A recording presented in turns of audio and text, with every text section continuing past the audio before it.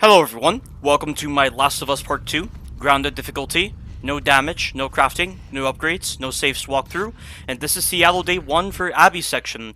And this was overall a very simple act, aside from one big encounter that I'll get into once we actually get to that part. But this beginning area, there are 3 infected.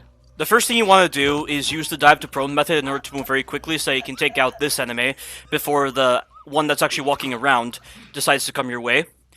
And then I'm going to take out the one that's coming my way, and then I'm going to be able to take out the one that's just standing still, and it's all very simple. And then after that, we have a really big combat encounter, which I was able to nail on the first try for the very first time. Because that encounter, when you're dealing with all those runners, all those clickers, and then that one shambler, is so difficult to do. Because the room you're in is rather narrow for such a spacious environment. And you don't have a lot of ammo, and you don't have the best resources for dealing with them. And I was also trying to make sure that I wasn't using my pipe bomb, because just like in my survivor difficulty walkthrough, I wanted to save my pipe bomb for the section where you're in Haven and you're having to fight off the WLF and the Seraphites at the same time. Because it's very hard to clear them out when you don't have a pipe bomb. And one thing I've actually noticed about grounded difficulty is the first pipe bomb that you actually get from that camp after you do that that train station encounter, you only get one. You don't get 2 pipe bombs. You only get 1 pipe bomb on survivor difficulty, so that's all I'm going to have to work with for this walkthrough. But right now, the enemies are really being aggressive right now, and I'm having to move back over here. There's a runner. I take him out. God, I love Abby's animations. I just like the way Abby fights whenever she does the strike animations. You can really tell that she has been working out a lot, and she has really developed this very cool style of boxing. I would assume she's been boxing, but yeah, just look at it. I love her animations. Like, she's just amazing. I really like the way she fights. But right now, the enemies are really closing in on me. I'm having to make sure I'm not being too reliant upon the strike animation, because of course this game has that really big issue where you can't initiate your dodge animation for a couple of seconds after you do the strike animation. So you really have to make sure that the enemies are very far away from you when you are going for the strike animations, and I think it's just really dumb that that system exists. I really wish they would fix it. You know, they should make the strike animation cancelable after a certain amount of time, so that you're not getting frame trapped by the enemies every single time. And it would really make certain encounters like the forest area a lot more balanced, because for the forest area, you have to deal with 2 stalkers at the same time, and you have to hope that one of the stalkers goes for Lev, because if both of those stalkers come for you, there is no opportunity you can ever get to actually melee one of the stalkers before the other one decides to attack, because if you do the strike animation, you're going to take damage. It's just really unfair that that is the case, and it forces you to be incredibly passive. And even when you're passive, there's no telling what the stalkers will do. And there are just very similar encounters like that in this game. And right now, we're down to the last enemy. I don't have the ammo necessary to take out the shambler. And I actually learned that the hunting pistol can instantly kill shamblers when you hit them in the head. I had to use the hunting pistol for the restaurant holdout encounter because I didn't have a lot of ammo, because the game took away a lot of precious ammo supplies on this difficulty. So you've got to manage your ammo really well on grounded difficulty if you want to survive. But we now have the train yard encounter, which I decided to be very aggressive on, and it really benefited me in the end. So instead of going down the middle path, because oftentimes I was getting spotted because the enemies are so aware of your presence, even at such a long range, which I find to be just preposterously stupid, I decided to go on the right-hand side, and while I was doing so, I was staying on the left-hand side so that if there is ever the possibility of an enemy just being on that path, they would not be able to swap me too quickly, and I would be aware of them. And when I get over to this side right here, I'm going to watch that guy. Did you see how he's coming towards me? There are times when he doesn't do that. I tried to get the worst possible scenario here where he would always be walking in my direction, so that it would force me to go into that prone spot and then get inside of this shrubbery over here. And when this guy goes past me, I'm going to come over to this part of the shrubbery. I'm going to watch that guy right there. The moment he turns around, I'm going to move very quickly. I need to get to that tree over there, and I'm not going to move any further than this, because I need to wait for that enemy right there to start turning around, and I'm going to use the dive to prone method in order to move very quickly. And this will allow me to get to some shrubbery that I couldn't gain access to in my survivor difficulty walkthrough, given how passive I was in this particular area. So these 2 enemies are going to be facing in this direction. I'm just going to wait for them to turn around. I recommend staying near this tree because the guy who's closest to you can sometimes see you for a little bit when you're in this patch of grass, so you have to use the tree to block his line of sight. And I'm also having to make sure that he's not doing any kind of unfavorable turning animation. And the good news is, when the enemies are in that investigative state, they don't do the turning animation where they are just able to look behind themselves. They only seem to do the turning animations that allow them to look left or right. And when I get over to this part right here, this woman is random. There's no telling if she's going to be right there or further back into her path. So when she goes over there, I'm going to use the dive to prone twice. And then I'm going to just remain prone here, because if I use the dive to prone one more time, there is a chance that that woman will spot me, or this sniper will spot me. And what I'm going to do right here is I'm going to wait for this woman who's on the ground to complete her path so that she is going to start walking away from me. And at the same time, that sniper will also walk away from me, so it'll give me an opening to get onto those boxes. I had to speed up the video here because I was waiting for at least 55 seconds for these enemies to complete their path. But they gave me the opening, and now is my chance to move. I need to make sure I don't get screwed by the turning animation that this sniper does, so right now she's not doing it, so now's my chance to move, and then we now have this encounter that's not part of the main encounter for some reason in the encounter select. This part right here, I could not get on the first try because I got screwed by a weird bug, because I somehow got shot while in cover, even though the enemies could not see me. And I know it wasn't an enemy that happened to get around my cover and shoot me, because the only point where the enemies can actually shoot you from is the windows right in front of me. Because I saw the damage indicator, and it indicated that an enemy on the other side of my cover somehow shot me even though I was prone. It is bullcrap. I saved it as a blooper at the end of this video. You have got to see the bullcrap that I encountered during this section. But the strategy for this sequence is exactly the same as in my survivor difficulty walkthrough, where you need to immediately rush inside this gas station and hide. And I highly recommend you go prone, just so you're not putting yourself in a position where the enemies can easily shoot you. And as I mentioned before, the only spot where the enemies can actually shoot you is in the direction I'm facing right now. The game forces you to kill off at least 2 enemies so that the reinforcements spawn in. And I find that to be really stupid, because there's no reason for the reinforcements to be highly dependent upon the number of enemies you kill. They should spawn in independent of the amount of enemies you kill. That way this section is a lot more balanced. But instead, what you're going to have to do is kill off one enemy, and then this will most likely cause an enemy on the roof to spawn, so you got to get rid of them very quickly. Wait for the reinforcements to spawn in so that they clear out the rest of the enemies, and hope that you don't get screwed by that bug that I encountered. But there is the pipe bomb. That's the only pipe bomb I'm actually getting for this whole entire section of Abby's.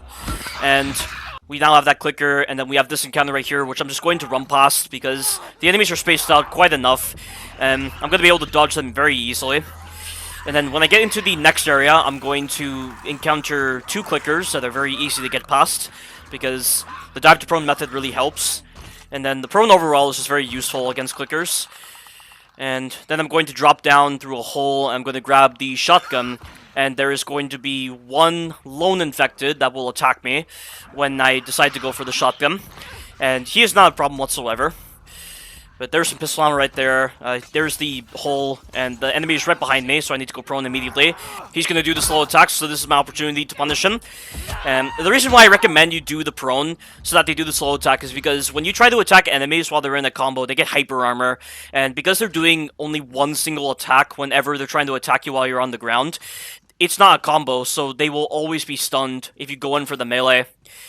But now that you picked up the shotgun and the rest of the ammo, the 2 enemies are going to spawn in, and feel free to use the strike animation on one of them and then just deal with the other enemy with a brick, because you will get a bottle back or a brick later on, and it's nothing you have to worry about whatsoever.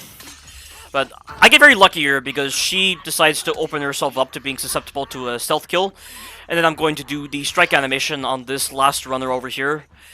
And I get a really brutal kill, because this is definitely the most brutal kill in the game. I really feel like getting your Adam's apple crushed is about as brutal as getting your balls crushed.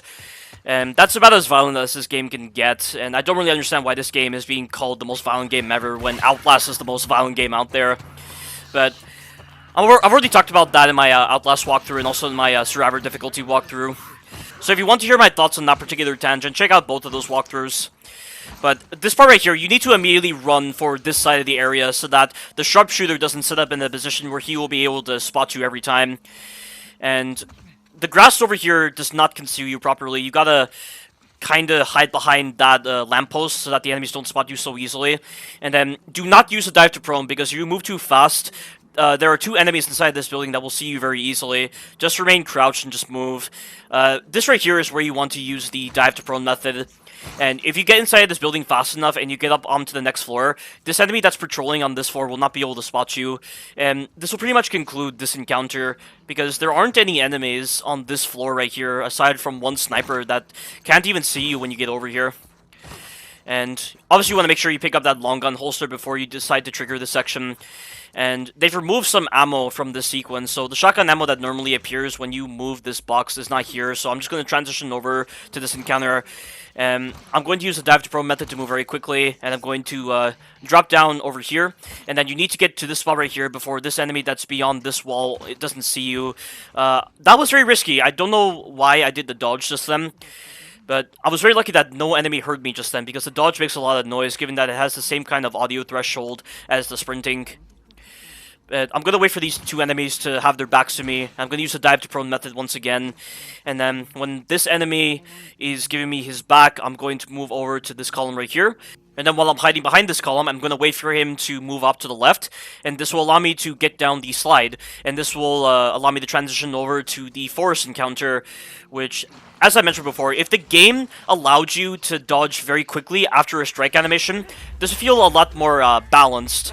But I need to be very passive in this encounter if I have both of these stalkers on me, and I have to hope that one of them goes for Lev.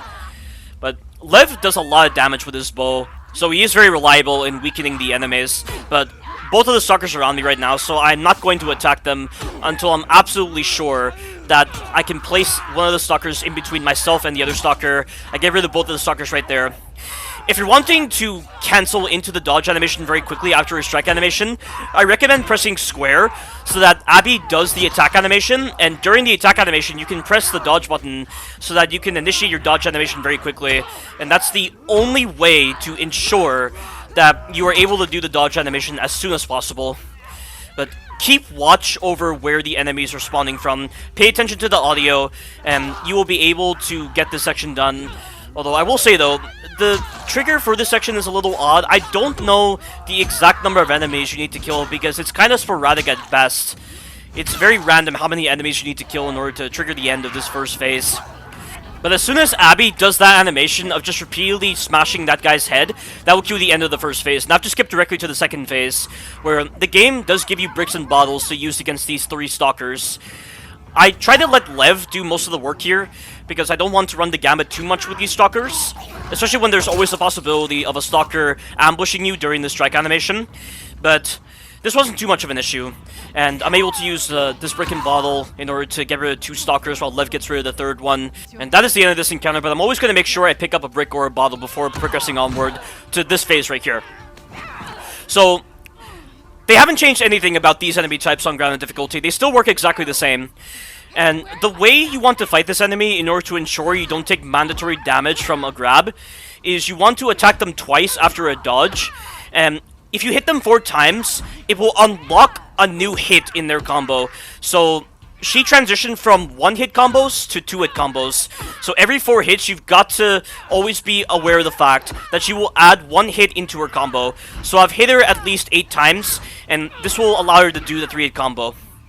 And I'm only attacking her twice, as I've already mentioned, so it'll take at least 12 hits in order to take out these enemies. And that is the end of this encounter. Something you gotta bear in mind, this whole system where the heavy can initiate a grab that does mandatory damage to you if you mash her too much does not exist for the heavy that you fight at the end of Haven in Seattle Day 3 for Abby section. So you're free to mash him down. I don't know why he behaves differently, but I'm really glad it works like that, because it means this encounter is going to be significantly shorter than what I did just then. But there's an opportunity to pick up some ammunition, and now we have a couple of small skirmishes with a bunch of runners. Lev's going to be really helpful here because his bow and arrow does a lot of damage, and even if it doesn't kill the runners, I'll be able to finish him off with a strike animation for my pipe. So that's that first wave done. Now we have this wave over here, which is just 2 runners per wave. And I'm going to use the prone method right here in order to get them to do the slow attack. And the pipe does a lot of damage to runners. It will kill them in 2 hits. Same case with the humans as well. Yeah, I definitely think the pipe is my favorite melee weapon, the other ones, because it just does so much damage at the cost of being a very slow weapon when it comes to its utility. But now that that's done, we're now going to move on to the restaurant holdout encounter, and there is a stealth encounter, which I don't do stealthily. I end up killing the first runner with a stealth attack, but someone sees me. But because the window isn't broken, the runners will close in on me via the squeeze space, and that allows me to get the drop on them very easily. But I need to talk about this encounter right now, because this was the encounter that I spent at least an hour and a half on, trying to figure out how to do it. I mean, the strategy is still the same as in my Seraphite difficulty walkthrough, where you have to make sure that that window to my right isn't broken, and then you need to stay in this room and let the enemies come to you, and then you're going to utilize Resident Evil 4 systems to your advantage, where you're going to shoot the enemies in the leg, and then punish them with a strike animation, or you can use your shotgun, or you can go for headshots. Either way, it's a very effective method for controlling the spawn, but the enemies are so aggressive on grounded difficulty that I really had to use my shotgun for certain enemies, and the clickers were definitely the main enemy that I utilized the shotgun on, because I get a lot of moments where whenever the clickers are in an animation, such as going through a squeeze space or while they're dropping down, I get times where I shoot their head and they don't flinch. And that's all because of the complex animation systems involved with this game. If this was Resident Evil 4, it would be a different story, because Resident Evil 4's animations aren't so complex, which is why the flinch animations are incredibly reliable, and you don't get a lot of moments where you shoot an enemy in the head and they don't flinch. You know, in Resident Evil 4, you're not having to wait so much for the enemies to do their animations in order for them to actually be susceptible to stuns. But in every single game after Resident Evil 4, the animation systems became so complex that we now have to wait a lot for the enemies to finish their animations so that they're actually susceptible to stuns like these. It's unfortunate, but it's not something that's going to be an issue so long as you recognize when you're supposed to shoot them. But, you know, with the amount of times like clickers just flail about so much whenever they're trying to initiate the attack on you, it's very hard to hit their heads, which is why I just rely on my shotgun most of the time whenever they're very close to me. But that is the end of that first wave. This is where I'm going to use a lot more of my shotgun. And for this wave right here, after you kill 5 enemies, the shamblers will appear. And there's only like 2 clickers and then 3 runners that you have to deal with before the shamblers spawn in. And this clicker will always be right here most of the time. I think there might be a rare moment where the clicker will be on the other side of the room. But either way, just use a shotgun on him. And then this is where the runners are going to come in. But just look at how cool this sequence is when you're utilizing Resident Evil 4 mechanics to your advantage. And even with Resident Evil 4 mechanics, the sequence is still very difficult. Like, this is exactly what survival horror should feel like. You know, classic survival horror games like Resident Evil 1, like, I was playing Resident Evil 1 recently, and it just doesn't feel very good with the kind of design choices they opt for, and with how simple the enemies are designed, it's hard to really fear them, but with how lethal the enemies are on this game, and with how fast they are, and when they have the systems necessary to balance them out, this really feels like a section worthy of survival horror, because you're just having to survive for your life with very limited ammunition. These are the kind of sequences that people would normally equate to being like action horror elements, but it's definitely clear that action horror elements do a lot better at really putting pressure on the player, and they really feel like tense encounters, which really benefit the survival horror aspect of these kind of games. And they definitely demand you use your resources, and your guns actually feel very useful. You know, in games like Resident Evil 1 and Resident Evil 2 Remake, you're not finding any incentive to use your guns. You're finding more incentive just to use your knife because of how simplistically designed the enemies are. And with the kind of sections they put you in, there's never any moment where they force you to use your guns. Like, these encounters right here, you need to use your guns if you want the sections to flow properly, and if you want to feel like the challenge is actually earned, and actually feels like it is a challenge worth respecting. Right now, these 2 shamblers are putting pressure on me, and there's that runner right there. I'm trying my best to get rid of this runner by isolating it and then dealing with the shamblers. And what I'm going to do to deal with the shamblers is I'm going to try to use the hunting pistol on them while they're going through the shimmy spaces. But I end up wasting 2 of my hunting pistol ammo on 1 shambler, and I therefore get into a moment where I'm contemplating what I should do with the second shambler. Because Lev only appears when you kill the first shambler, and then you damage the second shambler. You have to damage the second shambler so that Lev actually appears, which is why I've sped up the video here, because this is just me contemplating what I should do, and I contemplate using the brick here, which I do use, but I find that there are moments where you use the brick, and then the shamblers are so quick to actually do their acid attack when they recover from the animation, and they gain a lot of horror momentum on their acid attack, which makes it very hard to get away from them, so I took a big risk just then. But Lev has finally appeared. You have to go to Lev when it actually gives you the waypoint. And then once you get inside, the enemies seem to despawn, so they don't damage you as you're going through, which is really nice. But I picked up the pistol holster and some ammunition, and now we have this encounter right here, which I never do stealthily. I only kill this enemy right here, and then when I get to a particular crate, I'm just going to jump right on top of it, and I'm just going to start running. I mean, the Stalkers on this section give away your position most of the time because Stalkers are pretty broken enemies in the Last of Us series. They have a gift at somehow being able to omnisciently know where you are and just spot you for no reason during these stealth encounters. It's why certain encounters, like that big Stalker encounter in Pittsburgh, when you're inside the sewers area, felt very broken because of how broken the Stalkers are in these stealth encounters. But they spot me, and I pick up that bottle there, and now is my chance to run. And I'm going to have to take a very wide angle around these enemies. And then I'm going to hop over this car just to make sure that the enemies don't catch up to me too quickly, because the enemies run very fast whenever you're in the stamina penalty threshold. And now that that sequence is done, we're now going to transition over to the ship. And I had to change up a couple of things with the ship, but the only thing I really changed up was me killing this one runner that was standing still, because on my survivor difficulty walkthrough, I was able to get past this runner right here without having to kill it, but because of how increased the awareness is on grounded difficulty, this runner kept spotting me, and he kept alerting the other enemies, so I had to get rid of him. Now that I've gotten rid of this runner, I'm just going to proceed down the same path that I used in my survivor difficulty walkthrough. And you're also going to be seeing moments where the dive to prone system fails me. And I think I've fully understood why I'm getting moments where my character dives to the left or right, even though I am pushing forward on the left analog stick. And it has to do with the geometry. Only, in this hallway coming up, it's a very spacious hallway, yet for some unknown reason, I think because the boat is kind of slanted, the game is classing it as if I'm colliding with geometry. So you see right there, I was not trying to go to the right just then, I was trying to go straight. Same thing right there.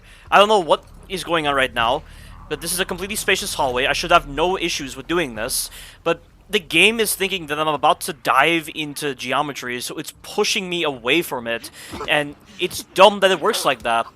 I don't understand why they don't let the player control where they want to go. Why is it that whenever there's geometry nearby, the game just messes up when it comes to putting you in the correct position when you're diving to prone?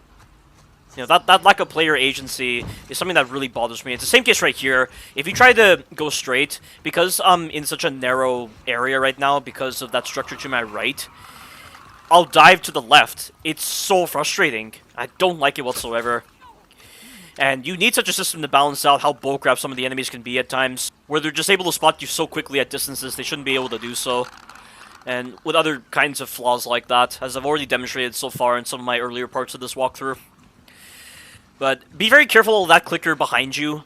That clicker has a tendency of spotting you whenever you're trying to move, so you have to make sure you're standing still. And the clicker also has a tendency of hearing you whenever you fire your crossbow. Seems very odd, but it doesn't happen too frequently, but the fact that it can happen is really dumb. And do you see right now, you see how aware this clicker is when I'm just being prone right now? This is precisely why you need awareness indicators, just to understand how close you are to being spotted by these kind of enemies. And all I need to do now is get through this door, and this will be the conclusion of Seattle Day 1 for Abby's section. But before I leave, I still have that blooper to show you, where I just got shot while in cover, which made no sense. I even slowed it down just to showcase how bullcrap it was. Watch this. Watch. So the reinforcements are coming in, and then look at the damage indicator right now. See that? That woman over there somehow shot me, even though she was aiming at Manny. God, I can't stand that about hit-scan-based weaponry sometimes. But I've never seen hit-scan-based weaponry be as bullcrap as that, where they're able to shoot you behind cover. That is so dumb. I wasn't even trying to use that third-person cover trick, which the third-person cover trick in the Last of Us series doesn't work, because whenever you aim around the corner, your hitbox extends slightly, allowing the enemies to hit you around the corner, which is why you never want to put yourself in a position where you're trying to aim around the corner. But even still, though, I managed to get punished somehow. That is such bullcrap, and it's the only time I've ever seen that happen. But that is the end of Seattle Day 1 for Abby's section. Stay tuned for the future parts. Thank you all for watching, and you take care now.